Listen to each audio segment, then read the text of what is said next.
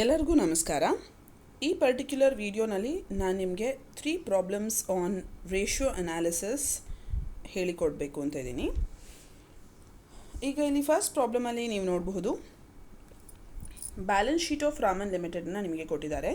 Current ratio, debt equity ratio and proprietary ratio calculate ಮಾಡೋಕ್ಕೆ ಹೇಳಿದ್ದಾರೆ.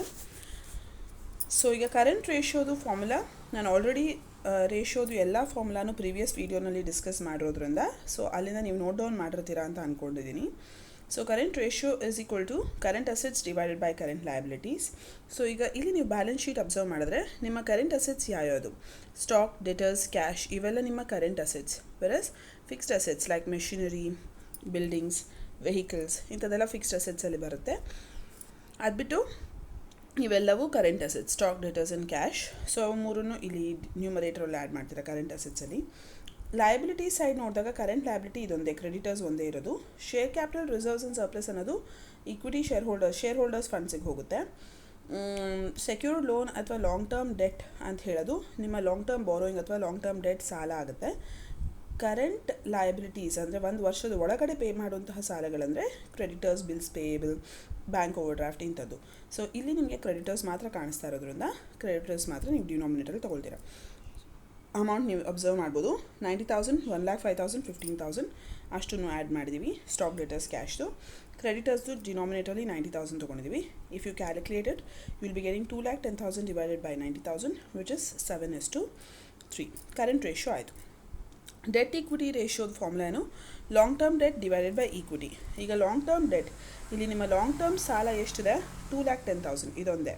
So ಈ 2,10,000 secured loan ಅನ್ನೋದನ್ನು ನೀವು ನ್ಯೂಮರೇಟರ್ ತೊಗೊಳ್ತೀರ ಲಾಂಗ್ ಟರ್ಮ್ ಡೆಟ್ ಪ್ಲೇಸಲ್ಲಿ. ಈಕ್ವಿಟಿ ಅಂತ ಹೇಳಿದ್ರೆ share capital, equity and preference share capital ಎರಡೂ ಬರುತ್ತೆ, ಪ್ಲಸ್ ರಿಸರ್ವ್ಸ್ ಆ್ಯಂಡ್ ಸರ್ಪ್ಲಸ್ ಇದೆರಡು, ಮೈನಸ್ ಫಿಕ್ಟಿಷಿಯಸ್ ಅಸೆಟ್ಸ್ ಏನಾದರೂ ಇದ್ದರೆ ಸಬ್ಟ್ರಾಕ್ಟ್ ಮಾಡಬೇಕು. ಫಿಕ್ಟಿಷಿಯಸ್ ಅಸೆಟ್ಸ್ ಅಂದರೆ ಮಿಸಲೇನಿಯಸ್ ಎಕ್ಸ್ಪೆನ್ಸಸ್, ಪ್ರಿಲಿಮಿನರಿ ಎಕ್ಸ್ಪೆನ್ಸಸ್ ಅಂಥದ್ದು ಯಾವ್ದಾದ್ರು ಇದ್ದರೆ ಸಬ್ಟ್ರಾಕ್ಟ್ ಮಾಡಬಹುದಿತ್ತು. ಬಟ್ ಇಲ್ಲಿ ಈ ಪ್ರಾಬ್ಲಮಲ್ಲಿ ಈ ಬ್ಯಾಲೆನ್ಸ್ ಶೀಟಲ್ಲಿ ಯಾವುದೂ ಆ ಥರದ್ದಿಲ್ಲ. So share capital, reserves and surplus ಎರಡೂ ಆ್ಯಡ್ ಮಾಡಿದ್ರೆ ನಿಮಗೆ ಈಕ್ವಿಟಿ ಸಿಗುತ್ತೆ. So which is 1,80,000 plus 1,20,000 which is 3 lakhs. So 2,10,000 ನಿಮ್ಮ secured loan divided by 3 lakhs gives you 7:10 ratio. ಇದಾದಮೇಲೆ ಅವ್ರು ನಿಮಗೆ ಕೇಳಿರೋದು proprietary ratio. So the same balance ಶೀಟ್ನ ನಾನು ಇಲ್ಲಿ ಕಾಪಿ ಮಾಡಿದ್ದೀನಿ. ಪ್ರೊಪ್ರೈಟ್ರಿ ರೇಷಿಯೋ ಅಂತ ಹೇಳಿದ್ರೆ ನಿಮ್ಮ ಟೋಟಲ್ ಅಸೆಟ್ಸಲ್ಲಿ ಎಷ್ಟು ನಿಮ್ಮ ಓನ್ ಫಂಡ್ಸ್ ಅಂತ, ಎಷ್ಟು ನಿಮ್ಮ ಶೇರ್ ಹೋಲ್ಡರ್ಸ್ ಫಂಡ್ಸ್ ಇದೆ ಅಂತ. ಸೊ ಟೋಟಲ್ ಟ್ಯಾಂಜಿಬಲ್ ಅಸೆಟ್ಸ್ ಅಂದರೆ total assets is 6 lakh rupees. So ಆ 6 lakh rupeesನ ನೀವು ಇಲ್ಲಿ ಡಿನಾಮಿನೇಟರ್ ತೊಗೊಳ್ತೀರಾ. ಶೇರ್ ಹೋಲ್ಡರ್ಸ್ ಫಂಡ್ಸ್ ಅಂದರೆ share capital plus reserves and surplus minus fictitious assets. ನಾವು ಹಿಂದಿನ ಪ್ರಾಬ್ಲಮಲ್ಲಿ ಹಿಂದಿಂದು ಡೆಟ್ ಇಕ್ವಿಟಿ ರೇಷಿಯೋ ಕ್ಯಾಲ್ಕುಲೇಟ್ ಮಾಡುವಾಗ ಏನು ಇಕ್ವಿಟಿ ತೊಗೊಂಡಿದ್ವೋ ಅದೇ. So share capital plus reserves and surplus which is 1,80,000 plus 1,20,000 divided by total assets which is 6 lakhs. So ನಮ್ಮ 6 lakhsಲ್ಲಿ this 3 lakhs ಅಂದರೆ 1,80,000 plus 1,20,000 3 lakh ಅನ್ನೋದು ನಮ್ಮ ಸ್ವಂತ ಫಂಡ್ಸ್ ಅಂದರೆ 1:2. ಟೋಟಲ್ ಅಸೆಟ್ಸಲ್ಲಿ ನಮ್ಮದು ಅರ್ಧ ನಾವು ಕೈಯಿಂದ ಹಾಕಿದ್ದೀವಿ, ಇನ್ನು ಅರ್ಧ ಸಾಲಗಳ ಮೂಲಕ ನಾವು ರೇಸ್ ಮಾಡಿದ್ದೀವಿ ಅಂತ ಅರ್ಥ. So this is your proprietary ratio. So this here the first problem comes to an end. So let's move on to the second problem. Second ಪ್ರಾಬ್ಲಮಲ್ಲಿ ನಿಮಗೆ ರೇಷಿಯೋಸ್ ಕೊಟ್ಟಿದ್ದಾರೆ ಅವರೇ, but current asset, liquid assets and ಇನ್ವೆಂಟ್ರಿನ calculate ಮಾಡೋಕ್ಕೆ ಹೇಳಿದ್ದಾರೆ. ಈಗ current ratio ಕೊಟ್ಟಿದ್ದಾರೆ already 2.5:1 ಅಂತ. So current ratio is 2.5:1. Current ರೇಷಿಯೋದ ಫಾರ್ಮುಲಾ ಏನು, current assets divided by current liability. So current assets ಎಷ್ಟು ಅಂತ ಗೊತ್ತಿಲ್ಲ, ಯಾಕೆ ಅದನ್ನು ಫೈಂಡ್ ಔಟ್ ಮಾಡೋಕ್ಕೆ ಹೇಳಿದ್ದಾರೆ. ವೆರಸ್ ಕರೆಂಟ್ ಲಯಬಿಲಿಟಿ 4 lakhs ಅಂತ ಅವರೇ ಕೊಟ್ಟಿದ್ದಾರೆ. ಸೊ ನಾವಿಲ್ಲಿ ಏನು ಮಾಡ್ತೀವಿ, ಕರೆಂಟ್ ರೇಷಿಯೋ 2.5:1 ಇಲ್ಲಿ ಮೆನ್ಷನ್ ಆಗಿರೋದ್ರಿಂದ 2.5 divide by 1. Versus current assets ಗೊತ್ತಿಲ್ಲ, ಸೊ ಹಾಗಾಗಿ ಕರೆಂಟ್ ಅಸೆಟ್ಸ್ ಅಂತ ಹಾಗೆ ಬರ್ಕೊಳ್ತೀವಿ. Divided by current liabilities 4 lakhs ಇಲ್ಲಿ ಕ್ವಶನ್ ಕೊಟ್ಟಿದ್ದಾರೆ, ಅದನ್ನ ಹಾಗೆ ಕಾಪಿ ಮಾಡ್ತೀವಿ. ಸೊ ಈಗ ಇದು ಎರಡನ್ನೂ ಕ್ರಾಸ್ ಮಲ್ಟಿಪ್ಲೈ ಮಾಡಿದ್ರೆ, ನಾವು ಕ್ರಾಸ್ ಮಲ್ಟಿಪ್ಲೈ ಮಾಡೋದು ಅಂದರೆ ಹೀಗೆ 4 lakh into 2.5 is equal to current assets ಅಂತ. Current assets into 1 current assets is equal to 4 lakhs into 2.5 which is 10 lakhs. So current assets ಅನ್ನೋದು 10 lakhs. ಫಸ್ಟ್ ಕ್ಯಾಲ್ಕುಲೇಷನ್ ಮುಗಿತು. ನಿಮ್ಮ we have found out how much is current assets. ಈಗ liquid assets find out ಮಾಡಬೇಕು. ಇದಕ್ಕೆ ನಾವು acid test ರೇಷಿಯೋನ use ಮಾಡ್ತೀವಿ. So acid test ratio ಅಂತ ಹೇಳಿದ್ರೆ ಬೇಸಿಕ್ಲಿ ಲಿಕ್ವಿಡ್ ಅಸೆಟ್ಸ್ ಅಂದರೆ current assets minus stock minus prepaid expenses ಏನು ಬರುತ್ತೆ, that is called liquid assets. Divided by current liabilities minus bank over draft. But ಇಲ್ಲಿ ನಮಗೆ bank over draft ಬಗ್ಗೆ ಏನು mention ಇಲ್ಲದಿರೋದ್ರಿಂದ ನಮಗೆ ಬ್ಯಾಂಕ್ ಓವರ್ ಡ್ರಾಫ್ಟ್ ಇಲ್ಲ ಅಂತ ನಾವು ಅಸ್ಯೂಮ್ ಮಾಡ್ಕೊಳ್ಳೋಣ. ಸೊ ಕರೆಂಟ್ ಲಯಬಿಲಿಟೀಸೇ ಕ್ವಿಕ್ ಲಯಬಿಲಿಟೀಸ್ ಆಲ್ಸೋ, ಅಂದರೆ we don't have bank overdraft ಅಂತ ಅಸಂಪ್ಷನ್, ಬಿಕಾಸ್ ಇಲ್ಲೆಲ್ಲೂ ಮೆನ್ಷನ್ ಇಲ್ಲ. ಸೊ ಈಗ liquid assets divided by current liabilities ನಮಗೆ ಗೊತ್ತು 4 lakhs ಅಂತ ಕ್ವಶನಲ್ಲಿ ಕೊಟ್ಟಿದ್ದಾರೆ. ಆ್ಯಸಿಡ್ ಟೆಸ್ಟ್ ರೇಷಿಯೋ ಇಸ್ 1.5:1 ಅಂತ ಅವರೇ ಕೊಟ್ಟಿದ್ದಾರೆ. ಸೊ ಆ್ಯಸಿಡ್ ಟೆಸ್ಟ್ ರೇಷಿಯೋನೇ ಕೊಟ್ಟಿರೋದು ನೀವು ಲಿಕ್ವಿಡ್ ಅಸೆಟ್ಸ್ನ ಕ್ಯಾಲ್ಕುಲೇಟ್ ಮಾಡೋಕ್ಕೋಸ್ಕರ. ಲಿಕ್ವಿಡ್ ಅಸೆಟ್ಸ್ ಅಂತ ಹೇಳಿದ್ರೇನು, current assets minus stock and prepaid expenses ಮಾಡಿದ್ರೆ ಲಿಕ್ವಿಡ್ ಅಸೆಟ್ಸ್ ಬರುತ್ತೆ. But we want how much is liquid assets ಬೇಕು ನಮಗೆ.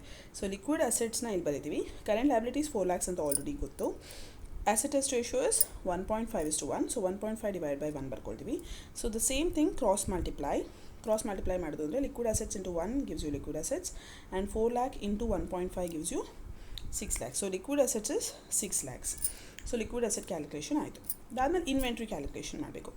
ಸೊ ಲಿಕ್ವಿಡ್ ಅಸೆಟ್ಸ್ ಅಂದರೆ ನಾನು ಆಲ್ರೆಡಿ ಮೆನ್ಷನ್ ಮಾಡ್ದಂಗೆ current assets minus inventory minus prepaid expenses. But ಇಲ್ಲಿ ಪ್ರಾಬ್ಲಮಲ್ಲಿ ಬ್ಯಾಂಕ್ ಓವರ್ ಡ್ರಾಫ್ಟ್ ಬಗ್ಗೆ ಆಗಲಿ ಪ್ರೀಪೇಡ್ ಎಕ್ಸ್ಪೆನ್ಸಸ್ ಬಗ್ಗೆ ಆಗಲಿ ಮೆನ್ಷನ್ ಇಲ್ಲ. ಸೊ ಹಾಗಾಗಿ ನಾವು ಅದನ್ನು ಬರೀ ಇನ್ವೆಂಟ್ರಿಯಿಂದ ಮಾತ್ರ ಸಬ್ಟ್ರಾಕ್ಟ್ ಮಾಡ್ಕೊಳ್ತೀವಿ. ಪ್ರೀಪೇಡ್ ಎಕ್ಸ್ಪೆನ್ಸಸ್ ಇಲ್ಲ ಅಂತ ಅಸ್ಯೂಮ್ ಮಾಡ್ಕೊಳ್ಬಹುದು. ಬಿಕಾಸ್ ಪ್ರಾಬ್ಲಮಲ್ಲಿ ಎಲ್ಲರೂ ಮೆನ್ಷನ್ ಮಾಡಿದರೆ ಬ್ಯಾಂಕ್ ಓವರ್ ಡ್ರಾಫ್ಟ್ ಅಥವಾ ಪ್ರೀಪೇಡ್ ಎಕ್ಸ್ಪೆನ್ಸಸ್, ಆವಾಗ ಅದು ಓಕೆ ಈ ಪರ್ಟಿಕ್ಯುಲರ್ ಬಿಸ್ನೆಸ್ಸಲ್ಲಿ ಬ್ಯಾಂಕ್ ಓವರ್ ಡ್ರಾಫ್ಟ್ ಮತ್ತು ಪ್ರೀಪೇಡ್ ಎಕ್ಸ್ಪೆನ್ಸಸ್ ಇದೆ ಅಂತ ಅರ್ಥ. ಬಟ್ ಏನೂ ಮೆನ್ಷನ್ ಆಗಿಲ್ಲ ಅಂದರೆ it means there is no prepaid expenses, there is no bank overdraft ಅಂತ ಅರ್ಥ. ಸೊ ಹಾಗಾಗಿ ಕರೆಂಟ್ ಅಸೆಟ್ಸ್ ಮೈನಸ್ ಇನ್ವೆಂಟ್ರಿ ಮಾಡಿದ್ರೆ ನಿಮಗೆ ಲಿಕ್ವಿಡ್ ಅಸೆಟ್ ಸಿಗುತ್ತೆ. ಲಿಕ್ವಿಡ್ ಅಸೆಟ್ ನಾವು ಆಲ್ರೆಡಿ ಕ್ಯಾಲ್ಕುಲೇಟ್ ಮಾಡಿದ್ವಿ, ವಿಚ್ ಇಸ್ 6 lakhs. ಕರೆಂಟ್ ಅಸೆಟ್ಸ್ನು ನಾವು ಆಲ್ರೆಡಿ ಕ್ಯಾಲ್ಕುಲೇಟ್ ಮಾಡಿಬಿಟ್ಟಿದ್ದೀವಿ ಇಲ್ಲಿ, which is 10 lakhs. Current assets 10 lakhs, liquid assets 6 lakhs. So liquid assets ಕೆಳಗಡೆ 6 lakhs ಬರ್ಕೊಳ್ತೀನಿ, ಕರೆಂಟ್ ಅಸೆಟ್ಸ್ ಕೆಳಗಡೆ 10 lakhs ಬರೀತೀನಿ. ಇನ್ವೆಂಟ್ರಿ ನಮ್ಗೆ ಇನ್ನೂ ಗೊತ್ತಿಲ್ಲ, we have to calculate. So minus inventory ಅಂತ ಬರೀತೀನಿ. ಸೊ ಇವಾಗ what am I doing is, ಈ ಇನ್ವೆಂಟ್ರಿನ ಈಚೆ ಕಳಿಸಿ, ಈ ಈಸ್ ಈಕ್ವಲ್ ಟು ಸಿಂಬಲ್ದು ಈ ಸೈಡ್ ಕಳಿಸಿ. ಈ ಲಿಕ್ವಿಡ್ ಅಸೆಟ್ಸ್ ಆಲ್ರೆಡಿ ಗೊತ್ತಿರೋದ್ರಿಂದ ಅದನ್ನು ಈ ಸೈಡ್ ಕಳಿಸ್ತೀನಿ. ಈ 6 lakhsನ ಹೀಗೆ ಕಳಿಸಿ ಇನ್ವೆಂಟ್ರಿ ಜಾಗದಲ್ಲಿ, ಇನ್ವೆಂಟ್ರಿನ ಈ 6 lakhs ಜಾಗದಲ್ಲಿ ಕಳಿಸಿದ್ರೆ, so inventory is equal to 10 lakhs minus 6 lakhs, it gives you 4 lakhs. So inventory is 4 lakh rupees. So ನಿಮಗೆ ಮೂರು ಅವ್ರು ಕೇಳಿರುವಂಥ current assets, liquid assets and inventory ಮೂರದು ಕ್ಯಾಲ್ಕುಲೇಷನ್ ಸುಲಭವಾಗಿ ಮಾಡಬಹುದು. ಸೊ ಈ ರೀತಿಯ ಪ್ರಾಬ್ಲಮ್ 6 marksಗೆ ನಿಮಗೆ ಎಕ್ಸಾಮ್ಸಲ್ಲಿ ಬರುತ್ತೆ. ಇದಾದಮೇಲೆ third question, from the following data calculate gross profit ratio, net profit ratio, stock turnover ratio, current ratio, liquid ratio, proprietary ratio. ಇಷ್ಟು ರೇಷಿಯೋಸನ್ನು ಕ್ಯಾಲ್ಕುಲೇಟ್ ಮಾಡೋದಕ್ಕೆ ಹೇಳಿದ್ದಾರೆ. So let's look at it individually. First gross profit ratio. Gross profit ratio formula ಏನು, gross profit divide by net sales. ಇಲ್ಲಿ ಇವಾಗ ನಿಮಗೆ gross profit ಕೊಟ್ಟಿದ್ದಾರೆ entire list of ಇನ್ಫಾರ್ಮೇಷನಲ್ಲಿ. ಯು ಕ್ಯಾನ್ ಸಿ ಸೇಲ್ಸ್ ಕೊಟ್ಟಿದ್ದಾರೆ, ಕಾಸ್ಟ್ ಆಫ್ ಸೇಲ್ಸ್ ಅಥವಾ cost of goods sold ಕೊಟ್ಟಿದ್ದಾರೆ, which is 19,20,000. Whereas net profit ಕೊಟ್ಟಿದ್ದಾರೆ, ವೆರಸ್ ಗ್ರಾಸ್ ಪ್ರಾಫಿಟ್ ಎಲ್ಲೂ ಕೊಟ್ಟಿಲ್ಲ. ಸೊ ಹಾಗಾಗಿ ನಾವು ಗ್ರಾಸ್ ಪ್ರಾಫಿಟ್ಗೆ ಸೇಲ್ಸ್ ಮೈನಸ್ ಕಾಸ್ಟ್ ಆಫ್ ಸೇಲ್ಸ್ನ ಮಾಡ್ಕೊಳ್ಬೇಕು. Divide by net sales. Net sales ಅಂದರೆ actually sales minus sales returns. ಇಲ್ಲೆಲ್ಲೂ ಸೇಲ್ಸ್ ರಿಟರ್ನ್ಸ್ ಬಗ್ಗೆ ಮೆನ್ಷನ್ ಇಲ್ಲದೆ ಇರೋದ್ರಿಂದ ಸೇಲ್ಸ್ ರಿಟರ್ನ್ಸ್ ಇಲ್ಲ ಅಂತ ಅಸ್ಯೂಮ್ ಮಾಡ್ಕೋಬಹುದು. So net sales is nothing but sales in this particular problem. So sales is 25,20,000 minus cost of sales is 19,20,000. ಇದೆರಡನ್ನು subtract ಮಾಡಿದ್ರೆ ನಮಗೆ ಗ್ರಾಸ್ ಪ್ರಾಫಿಟ್ ಬರುತ್ತೆ. So gross profit is sales minus cost of goods sold ಅಥವಾ cost of sales, which gives you 25,20,000 minus 19,20,000, which is 6 lakhs, divided by sales is 25,20,000, which is nothing but net sales. So 6 lakhs divided by 25,20,000 gives you 0.2381 into 100 ಮಾಡಿದ್ರೆ ನಮಗೆ percentage ಫಾರ್ಮಲ್ಲಿ ಬರುತ್ತದು 23.81%. ಯಾಕಂದರೆ gross profit ratios ಎಲ್ಲ generally ನಾವು ಪರ್ಸೆಂಟೇಜಸ್ಸಲ್ಲೇ mention ಮಾಡೋದು. ಅಂದರೆ ನಿಮ್ಮ total ಸೇಲ್ಸಲ್ಲಿ ನಿಮ್ಮ ಸೇಲ್ಸ್ 100 rupees ಆಗಿದ್ದರೆ ನಿಮ್ಮ ಗ್ರಾಸ್ ಪ್ರಾಫಿಟ್ 23.81 rupees ಇದೆ ಅಂತ ಅರ್ಥ. ಈಗ ನೆಟ್ ಪ್ರಾಫಿಟ್ಸ್ ಎಷ್ಟಿದೆ ನೋಡೋಣ. Net profit ratio. ನೆಟ್ ಪ್ರಾಫಿಟ್ನ ಡೈರೆಕ್ಟಾಗಿ ಕ್ವಶನಲ್ಲಿ ಕೊಟ್ಬಿಟ್ಟಿದ್ದಾರೆ 3,60,000 ಅಂತ. So net profit divide by net sales into 100 is net profit ratio. So net profit is 3,60,000 divide by net sales is 25,20,000. 3,60,000 divided by 25,20,000 gives you 0.1429 into 100 ಮಾಡಿದ್ರೆ you will get 14.29%. ಅಂದರೆ ನಿಮ್ಮ total sales 100 ಇದ್ದರೆ ನಿಮ್ಮ 100 rupees ವರ್ತಿನ sale ಮಾಡಿದ್ರೆ ನಿಮಗೆ 14.29 ರೂಪಾಯಿ ನೀವು net profit ಮಾಡ್ತಾಯಿದ್ದೀರಾ. ಅಂದರೆ ಗ್ರಾಸ್ ಪ್ರಾಫಿಟ್ಗೂ ನೆಟ್ ಪ್ರಾಫಿಟ್ಗೂ ಏನು ಡಿಫ್ರೆನ್ಸು? ಗ್ರಾಸ್ ಪ್ರಾಫಿಟಲ್ಲಿ ನೀವು ಇನ್ನು ನಿಮ್ಮ office expenses, selling and distribution expenses, financial ಎಕ್ಸ್ಪೆನ್ಸಸ್ನ ಕಟ್ ಮಾಡಿರೋಲ್ಲ ಇದರಲ್ಲಿ.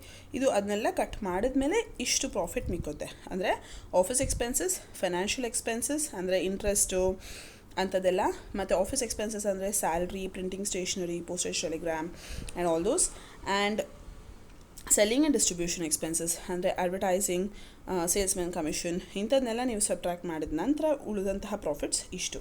So 23.81 is your gross profit percentage, 14.29 is net profit percentage. ಇದಾದಮೇಲೆ let's look into the third one, which is stock turnover ratio. So stock turnover ratio ಇಲ್ಲಿ ನೀವು ನೋಡಬಹುದು. Formula is cost of goods sold divided by average stock. So cost of goods sold ಅಂದರೆ ಅವರೇ ಡೈರೆಕ್ಟಾಗಿ ಕೊಟ್ಟಿದ್ದಾರೆ, cost of sales is 19,20,000 ಅಂತ. Average stock ಮಾಡೋದಕ್ಕೆ ನಿಮಗೆ opening stock plus closing stock divided by 2 ಮಾಡಬೇಕು. ಆದರೆ ಇಲ್ಲೆಲ್ಲೂ ನಿಮಗೆ ಓಪನಿಂಗ್ ಸ್ಟಾಕ್, ಕ್ಲೋಸಿಂಗ್ ಸ್ಟಾಕ್ ಸಪ್ರೇಟಾಗಿ ಮೆನ್ಷನ್ ಆಗಿಲ್ಲ. You can see current liability, debt, net worth, fixed assets, current assets ಇದೆ. Whereas you don't have opening stock, closing stock separately. So ಹಾಗಾಗಿ ನಾವೇನು ಮಾಡ್ತೀವಿ, ಆವ್ರೇಜ್ ಸ್ಟಾಕ್ ತೊಗೊಳ್ಳೋ ಬದಲು ಇನ್ವೆಂಟ್ರಿ ತೊಗೊಂಡ್ಬಿಡ್ತೀವಿ. ಆವ್ರೇಜ್ ಸ್ಟಾಕ್ ಪ್ಲೇಸಲ್ಲಿ ಇನ್ವೆಂಟ್ರಿ ವ್ಯಾಲ್ಯೂ ತೊಗೋಬಹುದು. Inventory is nothing but stock. 8 lakh rupees ತೊಗೋತೀವಿ. So cost of goods sold is 19,20,000, average stock is 8 lakhs, that is nothing but inventory. So 19,20,000 divide by 8 lakhs ಮಾಡಿದ್ರೆ 2.4 times. ಅಂದರೆ ಏನರ್ಥ, ನಿಮ್ಮ stock 2.4 ಸರ್ತಿ ಸೇಲ್ಸ್ಗೆ convert ಆಗುತ್ತೆ. ಅಂದರೆ ನೀವೇನು ಗೂಡ್ಸ್ ಇದೆ ಒಂದು ವರ್ಷದಲ್ಲಿ 2.4 ಸತಿ ಅದನ್ನು ಸೇಲ್ ಮಾಡಿ ಮತ್ತೆ ಫ್ರೆಶ್ ಸ್ಟಾಕ್ ಹಾಕಿಸ್ತೀರ ಒಂದು ವರ್ಷದಲ್ಲಿ. So that's called stock turnover ratio. ಈಗ ಫೋರ್ತ್ ಒನ್ ನೋಡೋಣ, ಕರೆಂಟ್ ರೇಷಿಯೋ. ಕರೆಂಟ್ ರೇಷಿಯೋ ಫಾರ್ಮುಲಾನು current assets divide by current liability. Current assets ಇಲ್ಲಿ ಏನೆಲ್ಲ ಕೊಟ್ಟಿದ್ದಾರೆ ಚೆಕ್ ಮಾಡೋಣ. Sales, cost of sales, net profits, ಇದು ಯಾವುದು ಕರೆಂಟ್ ಅಸೆಟ್ಸ್ ಪಾರ್ಟ್ ಅಲ್ಲ. Whereas stock and other current assets, inventory and other current assets ಅನ್ನೋದು current assets ಆಗುತ್ತೆ. So ಹಾಗಾಗಿ inventory 8 lakhs plus other current assets 7,60,000, ಇದೆರಡೂ ನಾವು ನ್ಯೂಮರೇಟರಲ್ಲಿ ತೊಗೊಳ್ತೀವಿ. Fixed assets is not your current assets. Fixed assets ಅಂದರೆ machinery, buildings ಅಂಥದ್ದೆಲ್ಲ ಬರುತ್ತೆ. So ಅದು ನಿಮ್ಮ ಕರೆಂಟ್ ಅಸೆಟ್ಸ್ ಅಲ್ಲ. ನೆಟ್ ವರ್ತ್ ಅಂತ ಹೇಳಿದ್ರೆ ಶೇರ್ ಹೋಲ್ಡರ್ಸ್ ಫಂಡ್ಸ್ ಅಥವಾ ಈಕ್ವಿಟಿ, ಅಂದರೆ share capital plus reserves and surplus minus fictitious assets, that is your net worth. ಅದು ನಿಮ್ಮ ಕರೆಂಟ್ ಅಸೆಟ್ಸ್, ಕರೆಂಟ್ ಲಯಬಿಲಿಟಿಯ ಪಾರ್ಟ್ ಅಲ್ಲ. ಡೆಟ್ ಅಂದರೆ long term debt, long term ಸಾಲಗಳು, ಅದು ನಿಮ್ಮ ಕರೆಂಟ್ ಅಸೆಟ್, ಕರೆಂಟ್ ಲಯಬಿಲಿಟಿಯ ಪಾರ್ಟ್ ಅಲ್ಲ. ಕರೆಂಟ್ ಲಯಬಿಲಿಟಿ ಅದು 6 lakhs.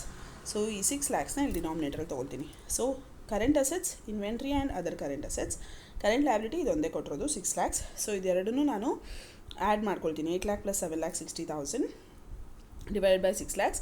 So I'll be getting 2.6 times. ಅಂದರೆ ನಿಮ್ಮ ಸಾಲ 6 ಲಕ್ಷ ಇರೋದು, short term loan, short term current liabilities ಅನ್ನೋದು 6 lakhs ಇರೋದು. ವೆರಸ್ ಅಂದರೆ ಒಂದು ವರ್ಷದಲ್ಲಿ ತೀರಿಸಬೇಕಾಗಿರುವಂತಹ ಫೈನಾನ್ಷಿಯಲ್ ಆಬ್ಲಿಗೇಷನ್. ಆದರೆ ನಿಮ್ಮ ಕರೆಂಟ್ ಅಸೆಟ್ಸ್ ಒಂದು ವರ್ಷದಲ್ಲಿ ಬರುವಂತಹ ಹಣ 15,60,000, 2.6 times ಅಷ್ಟಿದೆ ನಿಮ್ಮ ಕರೆಂಟ್ ಅಸೆಟ್ಸ್. ಅಂದರೆ ನೀವು ಸೇಫ್ ಪೊಸಿಷನಲ್ಲಿದ್ದೀರಾ, ನೀವು ಸುಲಭವಾಗಿ ನಿಮ್ಮ 6 ಲಕ್ಷದ ಕರೆಂಟ್ ಲಯಬಿಲಿಟಿನ ತೀರಿಸಬಹುದು ಅಂತ ಈ ಕರೆಂಟ್ ರೇಷಿಯೋ ತೋರಿಸಿಕೊಡುತ್ತೆ. ಇದಾದಮೇಲೆ ಲಿಕ್ವಿಡ್ ರೇಷಿಯೋ ಪಾಯಿಂಟ್ ನಲ್ಲಿ ಕೇಳಿದ್ದಾರೆ. ಲಿಕ್ವಿಡ್ ರೇಷಿಯೋ ಅಂದ್ರೇನು, current assets minus inventory minus prepaid expenses. Entire problem check ಮಾಡಿದಾಗ ನಿಮಗೆಲ್ಲೂ ಪ್ರೀಪೇಯ್ಡ್ ಎಕ್ಸ್ಪೆನ್ಸಸ್ ಕಾಣಿಸ್ತಾ ಇಲ್ಲ. ಸೊ ಹಾಗಾಗಿ ನಾನು ಮೈನಸ್ ಪ್ರೀಪೇಯ್ಡ್ ಎಕ್ಸ್ಪೆನ್ಸಸ್ ಅನ್ನೋದನ್ನು ಅವಾಯ್ಡ್ ಮಾಡಿದ್ದೀನಿ. ಇಲ್ಲಿ ಕರೆಂಟ್ ಅಸೆಟ್ಸ್ ಮೈನಸ್ ಇನ್ವೆಂಟ್ರಿ ಮಾತ್ರ ತೊಗೊಂಡಿದ್ದೀನಿ, ಡಿವೈಡೆಡ್ ಬೈ ಕರೆಂಟ್ ಲಯಬಿಲಿಟೀಸ್ ಮಾತ್ರ ತೊಗೊಂಡಿದ್ದೀನಿ. Actually minus bank over draft ಇಲ್ಲಿ ತೊಗೊಳ್ಬೇಕು, ಬಟ್ ಅಗೇನ್ ಎಂಟೈರ್ ಪ್ರಾಬ್ಲಮಲ್ಲಿ ಎಲ್ಲೂ ಬ್ಯಾಂಕ್ ಓವರ್ ಡ್ರಾಫ್ಟ್ ಕಾಣಿಸ್ತಾ ಇಲ್ಲ. ಸೊ ಹಾಗಾಗಿ ನಾನು ಬರೀ ಕರೆಂಟ್ ಲಯಬಿಲಿಟಿನ ಮೆನ್ಷನ್ ಮಾಡ್ಕೊಂಡಿದ್ದೀನಿ. So current assets minus inventory divided by current liabilities. So current assets minus inventory ಅಂತ ಹೇಳಿದ್ರೆ ಏನರ್ಥ, ನಿಮ್ಮಲ್ಲಿ ಕರೆಂಟ್ ಅಸೆಟ್ಸಲ್ಲಿ ಏನೆಲ್ಲ ತೊಗೊಂಡಿದ್ದೀರಾ, inventory and other current assets ತೊಗೊಂಡಿದ್ದೀರಾ. ಈಗ ನಮಗೆ ಇನ್ವೆಂಟ್ರಿ ಬೇಡ, we don't want inventory, minus inventory ಮಾಡ್ಕೋಬೇಕು. ಸೊ ಹಾಗಾಗಿ ಬರೀ ಅದರ್ ಕರೆಂಟ್ ಅಸೆಟ್ಸ್ ಏನಿದೆ, ಅದರ್ ಕರೆಂಟ್ ಅಸೆಟ್ಸ್ ಆಫ್ 7,60,000 ಅದನ್ನು ಮಾತ್ರ ತೊಗೊಂಡ್ರೆ ಸಾಕು. ಯಾಕೆ, ಇನ್ವೆಂಟ್ರಿ ಬೇಡ ನಮಗೆ ಲಿಕ್ವಿಡ್ ಅಸೆಟ್ಸ್ ಅಂತ. ಲಿಕ್ವಿಡ್ ರೇಷಿಯೋ ಮಾಡುವಾಗ ನಮಗೆ ಇನ್ವೆಂಟ್ರಿ ಬೇಡ, inventory cannot be converted into cash very easily. So ಹಾಗಾಗಿ current assets minus inventory minus prepaid expenses ನಾವು ಮಾಡೋದು. ಸೊ ಕರೆಂಟ್ ಅಸೆಟ್ಸ್, ನಮ್ಮ ಟೋಟಲ್ ಕರೆಂಟ್ ಅಸೆಟ್ಸ್ ಇಸ್ 15,60,000. ಅದರಲ್ಲಿ inventory and other current assets include ಆಗಿದೆ. But ನಮಗೆ inventory ಬೇಡ, because we want quick assets. So inventory subtract ಮಾಡ್ಕೊಳ್ಳೋ ಬದಲು ನಾವೇನು ಮಾಡ್ತೀವಿ, ಬರೀ ಅದರ್ ಕರೆಂಟ್ ಅಸೆಟ್ಸ್ನ ನಾನಿಲ್ಲಿ ತೊಗೊಂಡಿದ್ದೀನಿ. ಇಲ್ಲ ನೀವು ಹೀಗೂ ಮಾಡ್ಬೋದು, 15,60,000 ಮೈನಸ್ 8 lakhs ಮಾಡಿದ್ರು ನಿಮಗೆ 7,60,000 ಬರುತ್ತೆ. Divided by current liability 6 lakhs, ಇದೆರಡನ್ನು ಡಿವೈಡ್ ಮಾಡಿದ್ರೆ ನಿಮಗೆ 1.26 times ಇದೆ. ಏನು ಹಾಗಂದರೆ ನಿಮ್ಮ ಫಾಸ್ಟಾಗಿ ಕ್ಯಾಶಿಗೆ ಕನ್ವರ್ಟ್ ಮಾಡುವಂತಹ ಕರೆಂಟ್ ಅಸೆಟ್ಸ್ 1.26 ಟೈಮ್ಸ್ ಅಷ್ಟು ಇದೆ. ನಿಮ್ಮ ಸಾಲದ 1.26 ಟೈಮ್ಸ್ ಅಷ್ಟು ಅಂದರೆ ನಿಮ್ಮ ಕರೆಂಟ್ ಲಯಬಿಲಿಟಿ 6 ಲ್ಯಾಕ್ಸ್ ಇದ್ದರೆ ಅದ್ರದ್ದು 1.2 ಟೈಮ್ಸ್ ಅಷ್ಟು ನಿಮ್ಮ current assets which can be convert ಅಂದರೆ liquid assets which can be converted into cash very easily. So ಅಂಥದ್ದು 1.2 ಟೈಮ್ಸ್ ಅಷ್ಟು ಇದೆ. ಸೊ ಇನ್ನೂ ಬೇಗ ಫಾಸ್ಟಾಗಿ ನಾವು ತೀರಿಸಬಹುದು, ಕಷ್ಟ ಆಗೋದಿಲ್ಲ ಅಂತ ತೋರಿಸಿಕೊಡುತ್ತೆ. Next we have proprietary ratio. Proprietary ratio ಅಂದರೆ ನಿಮ್ಮ ಟೋಟಲ್ ಅಸೆಟ್ಸಲ್ಲಿ ಎಷ್ಟು ನಿಮ್ಮ ಓನ್ ಫಂಡ್ಸ್ ಇದೆ ಅಂತ. So proprietary ratio which is shareholders funds divided by total tangible assets. Shareholders funds is nothing but net worth. ಅದಕ್ಕೆ ಇನ್ನೊಂದು ಹೆಸರು ನೆಟ್ ವರ್ತ್ ಅಥವಾ ಈಕ್ವಿಟಿ ಅಂತಲೂ ಕರಿಬಹುದು. ಸೊ ನೆಟ್ ವರ್ತ್ ಅವರೇ ಡೈರೆಕ್ಟಾಗಿ ಕೊಟ್ಬಿಟ್ಟಿದ್ದಾರೆ 15 ಲ್ಯಾಕ್ಸ್ ಅಂತ. ಸೊ ಅದನ್ನು ನಾವು ನ್ಯೂಮರೇಟರ್ಗೆ ತೊಗೊಳ್ತೀವಿ. ಟೋಟಲ್ ಟ್ಯಾಂಜಿಬಲ್ ಅಸೆಟ್ಸ್ ಅಂದರೆ ಟೋಟಲ್ ಟ್ಯಾಂಜಿಬಲ್ ಅಸೆಟ್ಸ್ ಅಂತ ಹೇಳಿದ್ರೇನು, ಟೋಟಲ್ ಅಸೆಟ್ಸ್. ಇಲ್ಲಿ ನಿಮಗೆ ಅಸೆಟ್ಸ್ ಯಾವ್ಯಾವುದೆಲ್ಲ ಕಾಣಿಸ್ತದೆ ಚೆಕ್ ಮಾಡಿ. Sales it's not your asset, cost of goods sold not your asset, net profit it's not your asset. Inventory ಅಥವಾ ಸ್ಟಾಕ್ ಅನ್ನೋದು ಅಸೆಟ್ ನಿಮಗೆ ಅಲ್ವಾ, ಕರೆಂಟ್ ಅಸೆಟ್ ಅದು. So inventory, other current assets, fixed assets ಇವೆಲ್ಲವೂ ನಿಮ್ಮ assets ಅಲ್ವಾ. ಇದಾದಮೇಲೆ net worth ಅದು ಲಯಬಿಲಿಟಿ ಆಗುತ್ತೆ, ಅಂದರೆ ಶೇರ್ ಹೋಲ್ಡರ್ಸ್ ಫಂಡ್ಸು ಅದೆಲ್ಲ ಹೋಗುತ್ತೆ ಅಲ್ಲಿ, which is the numerator part of this particular ratio. Debt ಅನ್ನೋದು liability, long term debt. Current liabilities ಅನ್ನೋದು ಲಯಬಿಲಿಟಿ. ಸೊ ಹಾಗಾಗಿ ನಿಮ್ಮ ಅಸೆಟ್ಸ್ ಟೋಟಲ್ ಟ್ಯಾಂಜಿಬಲ್ ಅಸೆಟ್ಸ್ ಅಂದರೆ inventory, other current assets and fixed assets. So ಇಲ್ಲಿ ನೀವು ಚೆಕ್ ಮಾಡ್ಬೋದು, inventory plus other current assets plus fixed ಅಸೆಟ್ಸ್ನ add ಮಾಡ್ಕೊಂಡಿದ್ದೀವಿ. ಇವು ಮೂರು ಆ್ಯಡ್ ಮಾಡಿದ್ರೆ 8 lakhs plus 7 lakhs 60,000 plus 14 lakh 40,000 will be getting 30 lakhs. So ನಮ್ಮ 30 ಲ್ಯಾಕ್ಸ್ ಟೋಟಲ್ ಅಸೆಟ್ಸಲ್ಲಿ ನಮ್ಮ ನೆಟ್ ವರ್ತ್ ಅಂದರೆ owners capital is 15 lakhs. So 1:2 ಅಥವಾ 0.5 ಅಷ್ಟು ಅಂದರೆ ಅರ್ಧದಷ್ಟು ನಾವು ಓನರ್ಸ್ ಕ್ಯಾಪಿಟಲ್ ಇಟ್ಕೊಂಡಿದ್ದೀವಿ ಅಂತ. ಸೊ ನಿಮಗೆ ಕ್ವೆಶ್ಚನಲ್ಲಿ ಕೇಳಿದ್ದು, the head asked you 6 ratios: gross profit, net profit, stock turnover, 7 ratios: stock turnover, current ratio, liquid ratio and proprietary ratio. 6 ratios ಕೇಳಿದ್ರು. All the 6 ratios we have solved. So I hope you have understood all these 3 problems. If you have any doubts, you can leave the comments in the comment box below. Thank you so much.